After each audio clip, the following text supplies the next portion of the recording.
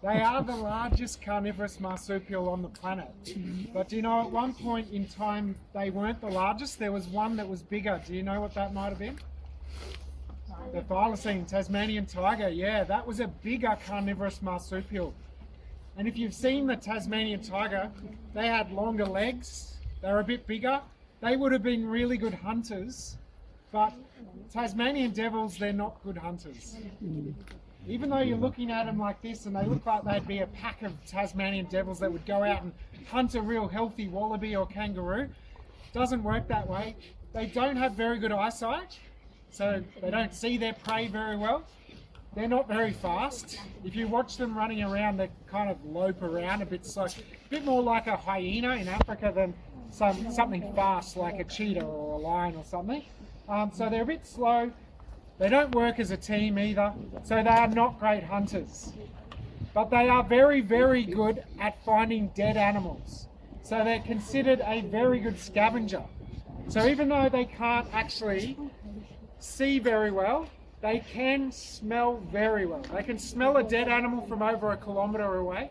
So something dies in the bush, like a paddy melon, from over 1 kilometre away they can smell it.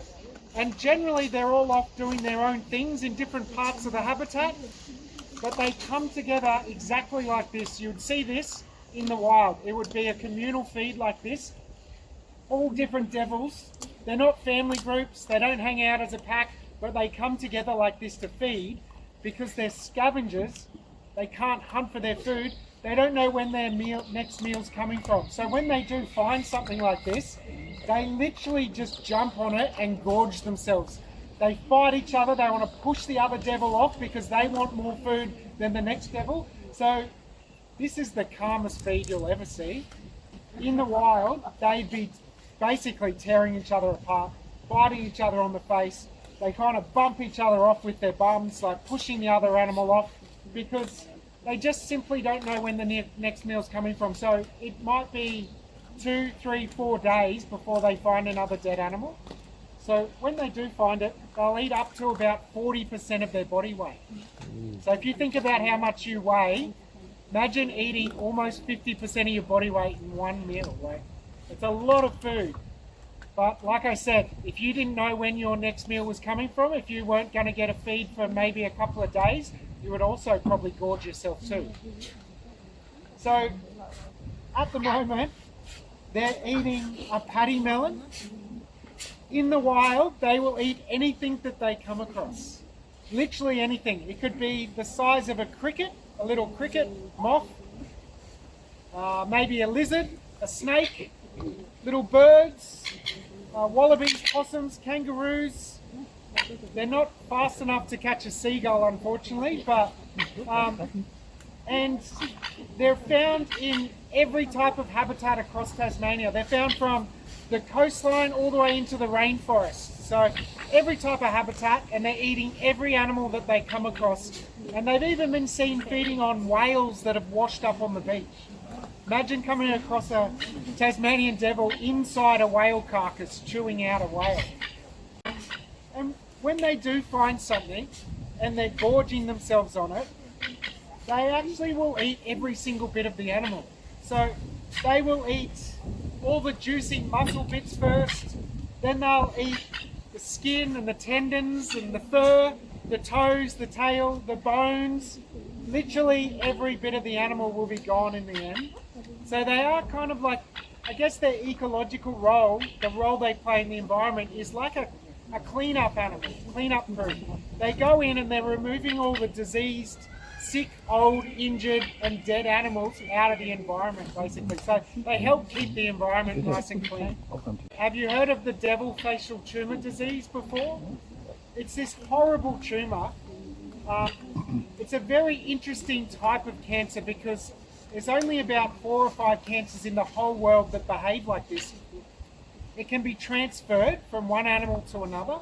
So this way that they feed is one of the reasons why the Tasmanian devil is now endangered. So what happened was about 30 years ago, one female devil, she developed tumours. She developed these cancers around her mouth.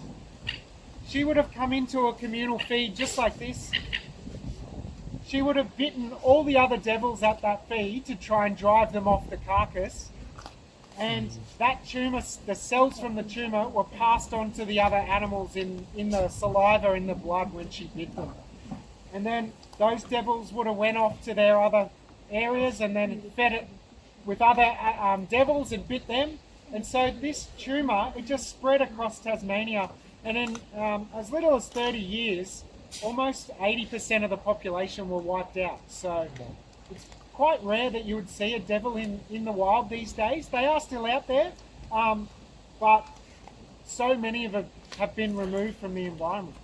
So it's quite sad, but a lot of work has gone into making sure that that last sort of 20 to 30% of the population is still with us and doesn't disappear.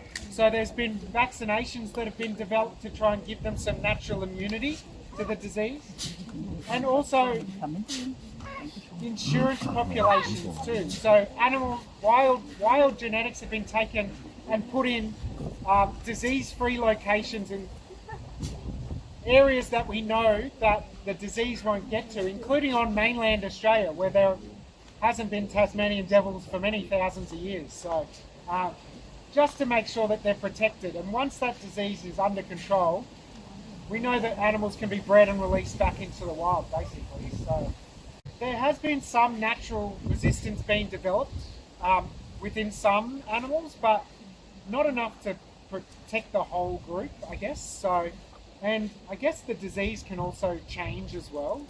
Originally it was a female that developed the disease, and that could be passed on to males and females.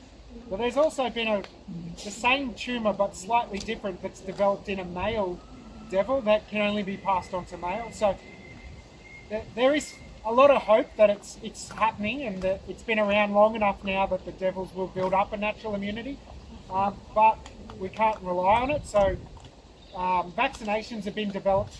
But the issue is getting it out there to the animals. You know, they're in such wild places in Tasmania, and unlike humans that may have lined up to get an injection like a COVID vaccination, the devils won't do that. So they're trying to figure out novel ways to get it to them without other animals receiving the dose, and also, I guess, in wild environments which are hard to get to. So yeah.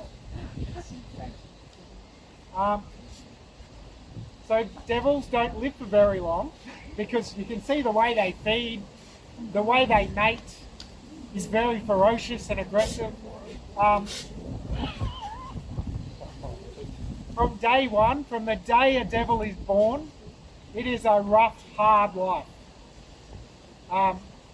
So have a guess, how many devil babies do you think a mum gives birth to? 3, that's a good guess. Because inside mum's pouch, so they're a marsupial, so they have a pouch. Inside mum's pouch are 4 teats. So she can give birth to, she can raise 4 babies. But they give birth to a lot more babies than that. Mum actually gives birth to anywhere up to 20 to 40 babies. So a huge amount of babies, but only 4 will ever survive.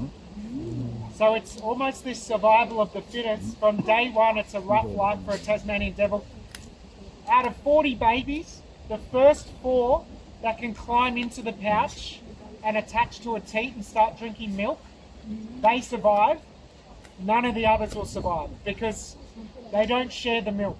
They can't share the milk, baby. Basically, the joey will attach to mum's teat and start drinking milk, and they're sort of fused. Their mouth is basically fused.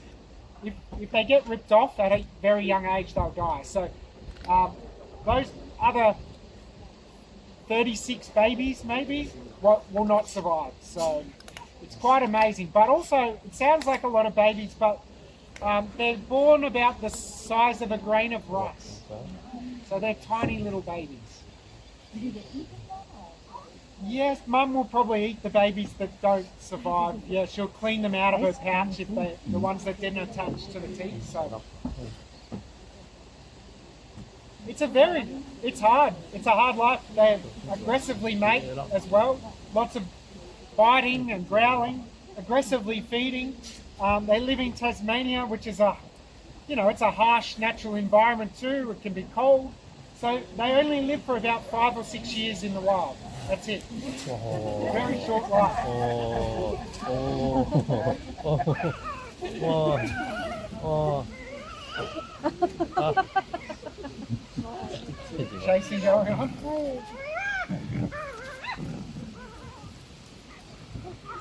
Not really, sit down. Same role.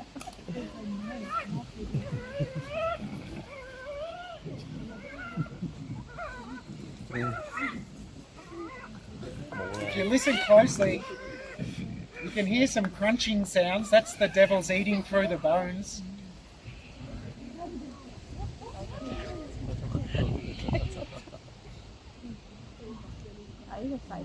Now, there's never been a recorded death of humans from devils, so they have a very good bite. They've got the strongest jaw pressure of any animal for their size on the planet. So if they're only weigh about 8 to 12 kilos, but they've got the jaw pressure of something like a 40 or 50 kilo animal. So very strong jaw to chew through all those bones. But yes, no recorded human deaths, but sometimes I think humans are made of meat, so if we've passed out or died in the bush, which historically this would have happened, I'm sure they would never pass up a free feed, so they might have had a chew on a human somewhere. But you're safe if you come across one in the wild. They're actually quite shy.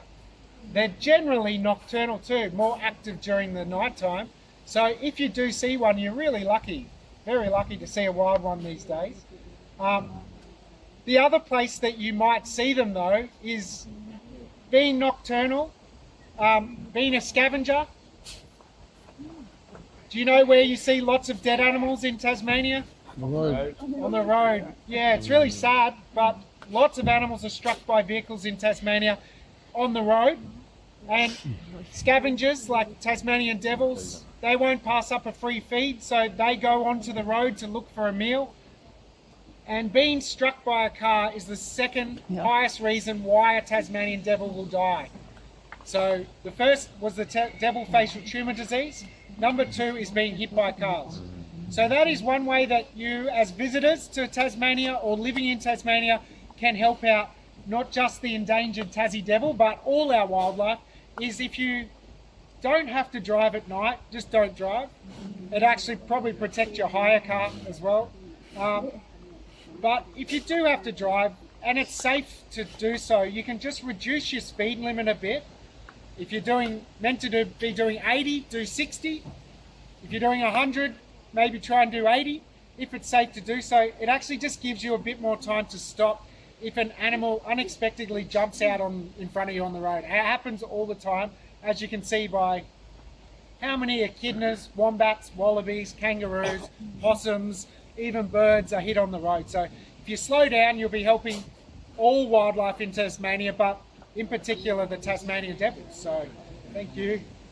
Now that does bring our little feed to a close, but just one last interesting fact about the devil that we want to share with you is, maybe have you heard about why they are called a Tasmanian devil? Besides the horrible, horrific sounds that they make. So that's exactly it, the red ears. So early settlers, they would have been living in the bush here in Tasmania. They would have had no idea what was actually out there. The indigenous people would have known, but European settlers, they would have had no idea.